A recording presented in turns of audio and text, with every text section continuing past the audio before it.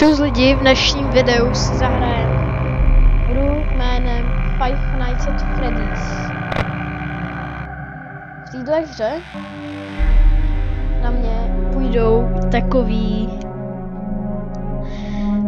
železný zvířata, které mě budou chtít sežrat.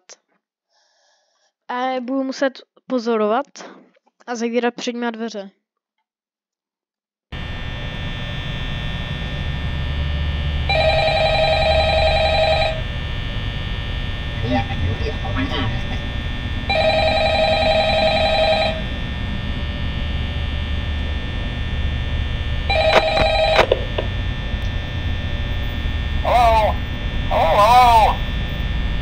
I wanted to record a message for you to help you get settled in on your first night.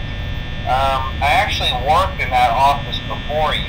I'm finishing up my last week now, as a matter of fact, so I know it can be a bit overwhelming, but I'm here to tell you there's nothing to worry about. You'll be fine. So let's just focus on getting you through your first week, okay? Let's see. First, there's an introductory greeting from the company that I'm supposed to read. It's kind of a legal thing, you know. Welcome to Freddy Fazbear's Pizza, a magical place for kids and grown-ups alike, where fantasy and fun come to life. Fazbear Entertainment is not responsible for damage to property or person. Upon discovering that damage or death has occurred, a missing person report will be filed within 90 days or as soon as property and premises have been thoroughly cleaned and bleached and the carpets have been replaced. Blah, blah, blah. Now, that might sound bad, I know, but there's really nothing to worry about. The animatronic characters here do get a bit quirky at night, but do I blame them? No. If I were forced to sing those same stupid songs for 20 years and I never got a bath, I'd probably be a bit irritable at night too. So remember, these characters hold a special place in the hearts of children and we need to show them a little respect, right? Okay. So just be aware, the characters do tend to wander a bit.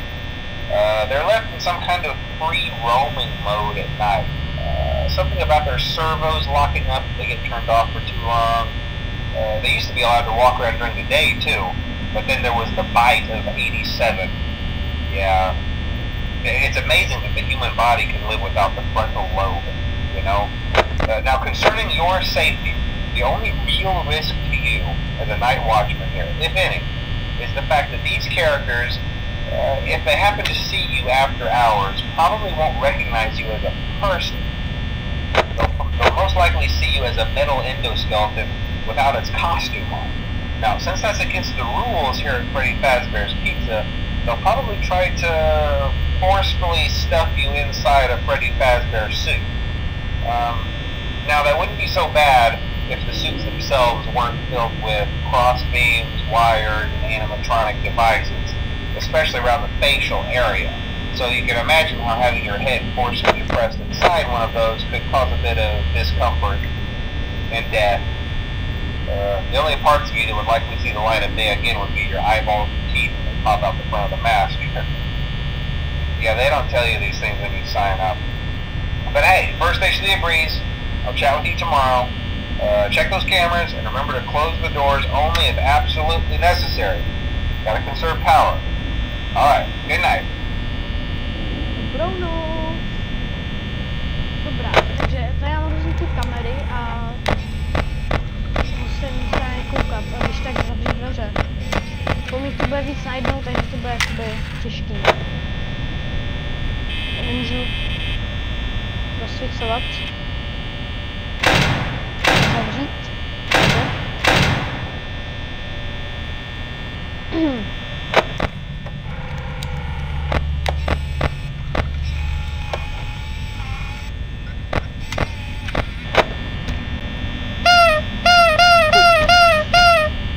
No to funguje.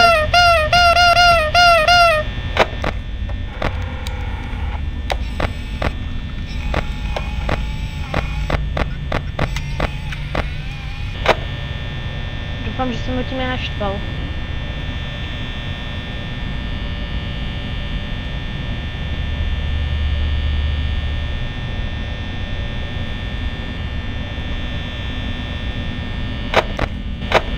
Oh.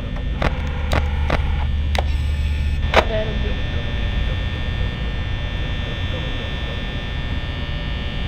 Za 3 hodiny to přežiju.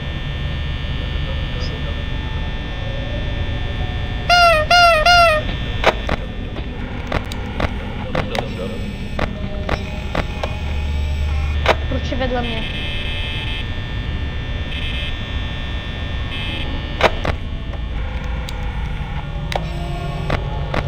Proč je tady? Já nemyslel zavřít dveře.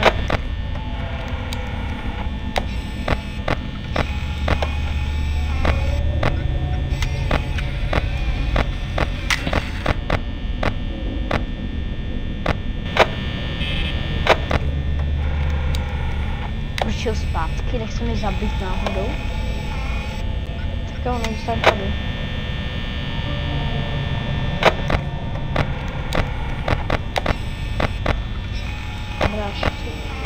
Kde je zalezení?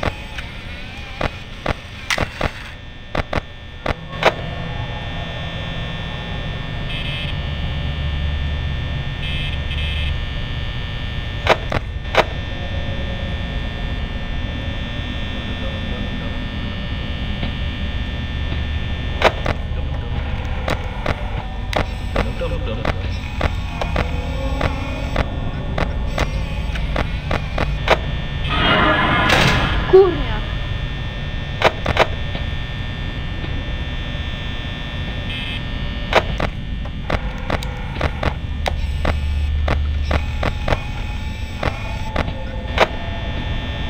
Já nevím, co ten cítil jsem.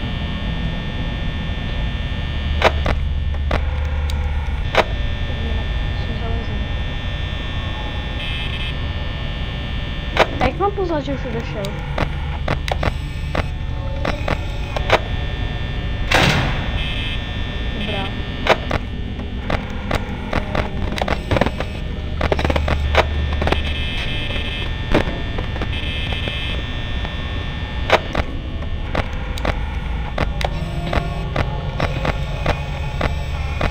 Je tady.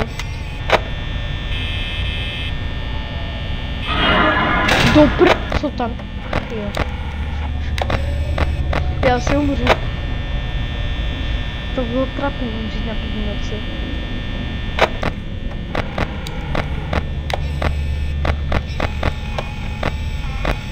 Čekat tady.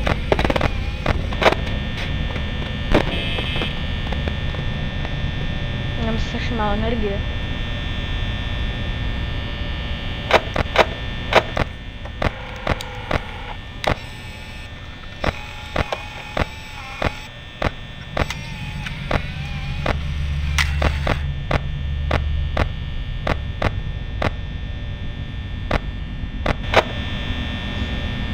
Já se chcípnu. Dobrá.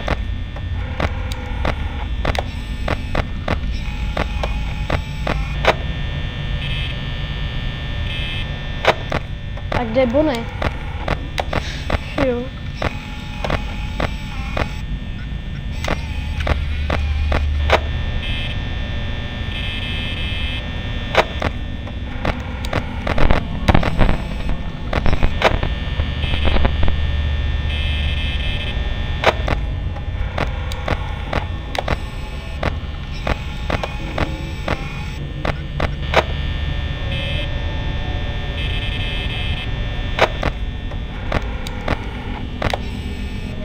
Tady je Bonnie.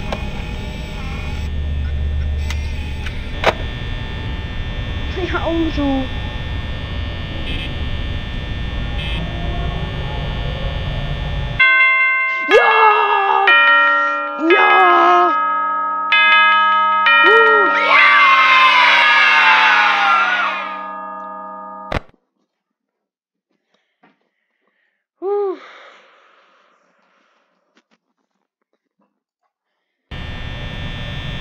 Tady bych zakončil tohle video a natočím pokračování velmi brzy.